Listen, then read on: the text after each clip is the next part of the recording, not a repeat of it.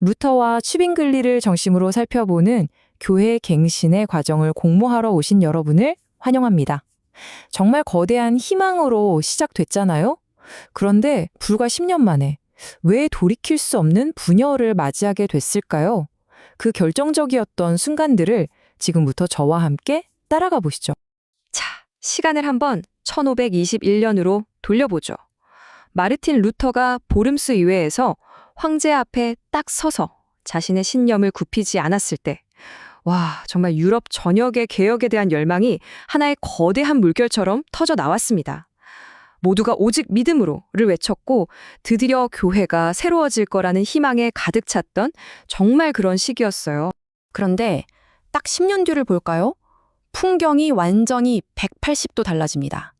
하나였던 그 거대한 운동이 루터파, 개혁파, 급진파 이렇게 서로에게 칼끝을 겨누는 세 개의 흐름으로 쫙 갈라져 버린 겁니다. 아니, 정말 짧은 시간이잖아요, 10년이면. 이 기간 동안 대체 무슨 일이 있었던 걸까요? 어떻게 그 뜨거웠던 하나의 희망이 이렇게 여러 조각으로 나뉘게 된 걸까요? 지금부터 그 이유를 하나씩 한번 파헤쳐 보겠습니다. 좋습니다. 먼저 희망의 시대부터 시작해보죠. 1521년 이후 초기 몇 년간은 정말 개혁의 속도가 어마어마했습니다.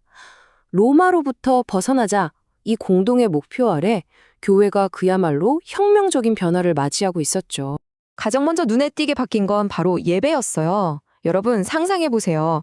평생 알아듣지도 못하는 라틴어로만 진행되던 예배가 갑자기 우리말로, 당시에는 독일어로 드려지게 된 겁니다. 모두가 함께 찬송가를 부르기 시작했고요.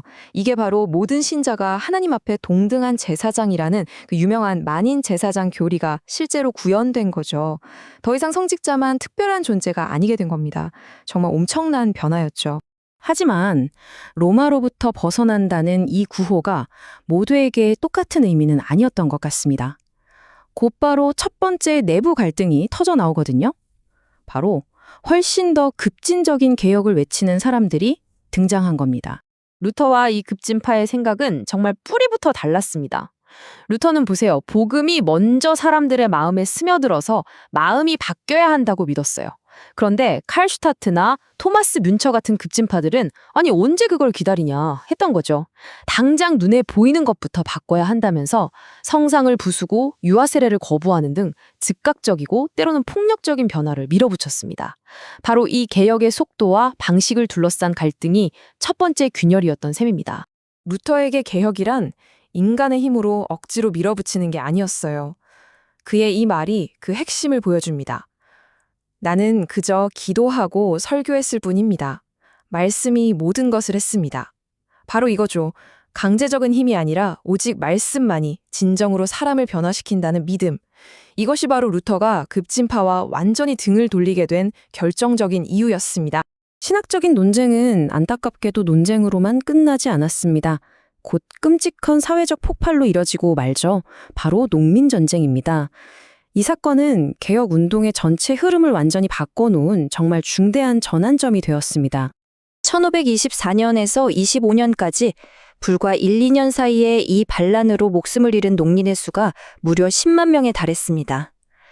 기독교인의 자유라는 개혁의 메시지가 사회적 평등을 요구하는 목소리와 만나면서 걷잡을 수 없는 폭력으로 번져버린 정말 끔찍한 비극이었습니다. 그 결과는 정말 치명적이었습니다. 루터는 농민들의 편에 서지 않았어요. 오히려 제후들에게 잔혹한 진압을 촉구했죠. 이 일로 수많은 하층민의 지지를 완전히 잃어버립니다. 개혁의 확산세는 눈에 띄게 꺾였고 교회를 통제하는 권력은 평신도가 아니라 제후들의 손에 완전히 넘어가 버렸습니다. 그리고 루터는 급진파에 대한 불신과 적대감을 더욱 굳히게 되죠. 여러모로 큰 상처를 남긴 사건이었습니다. 자, 이제 개혁운동 내부에서 벌어진 가장 중요한 신학적 갈등으로 넘어가 보겠습니다. 어떻게 보면 하이라이트라고 할 수 있죠. 바로 독일의 거인 마르틴 루터와 스위스의 지도자 울리휘 츠빙글리가 성찬식을 두고 벌인 정말 치열한 논쟁입니다. 두 사람의 결정적인 차이는 이것은 내 몸이다 라는 예수님의 말씀을 어떻게 받아들이느냐, 바로 여기에 있었습니다. 루터는 이 말씀을 문자 그대로 믿었어요. 빵과 포도주 안에 그리고 그것과 함께 그리스도의 몸이 실제로 존재한다고 주장했습니다. 반면에 취빙글리는 아니다. 여기서 이다라는 말은 상징한다는 뜻이다. 라고 해석한 겁니다. 성찬은 그저 예수님을 기념하는 상징적인 행위일 뿐이라는 거죠. 정말 어떻게 보면 작은 해석의 차이인데 이게 돌이킬 수 없는 분열을 낳게 됩니다. 루터의 이 말 정말 충격적이지 않나요? 나는 취빙글리나 그의 가르침 중 어떤 것도 기독교적인 것으로 간주할 수 없습니다. 이 말을 보면 논쟁이 얼마나 격렬했는지 알 수 있습니다. 루터는 취빙글리의 견해를 그냥 다른 의견 정도로 본 게 아니에요.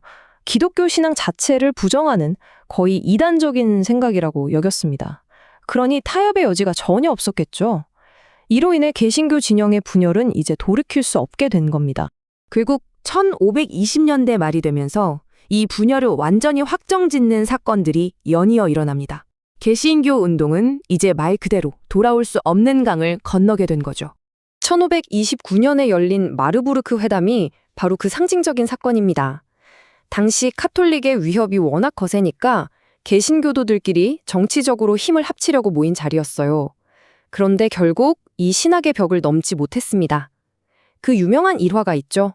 루터가 회담 테이블에 분필로 이것은 내 몸이다 라고 딱 써놓고 한치도 물러서지 않았다는 이야기. 결국 이 회담은 완전한 실패로 끝나고 맙니다. 자, 그럼 이 분열의 10년을 한번 정리해볼까요?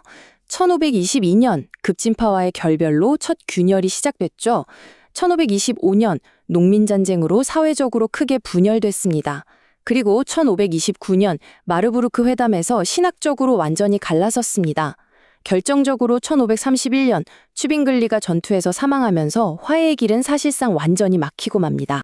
그렇다면 이 16세기의 분열이 지금 우리에게 왜 중요할까요? 바로 이 10년 동안 일어난 사건들이 오늘날 우리가 알고 있는 루터교회, 그리고 장로교를 포함한 개혁교회라는 개신교의 두 거대한 전통을 만들었기 때문입니다. 역사는 그냥 과거의 이야기가 아니라 바로 지금의 우리와 직접 연결되어 있는 거죠. 결국 우리는 처음의 질문으로 다시 돌아오게 됩니다. 성경이라는 하나의 진리를 뜨겁게 추구했던 사람들이 어떻게 이토록 다른 길을 가게 되었을까요? 신념, 정치, 사회적 상황, 그리고 인간의 해석이라는 여러 요소가 복잡하게 얽힌 이 종교개혁의 역설은 오늘날 우리에게도 참 많은 것을 생각하게 합니다.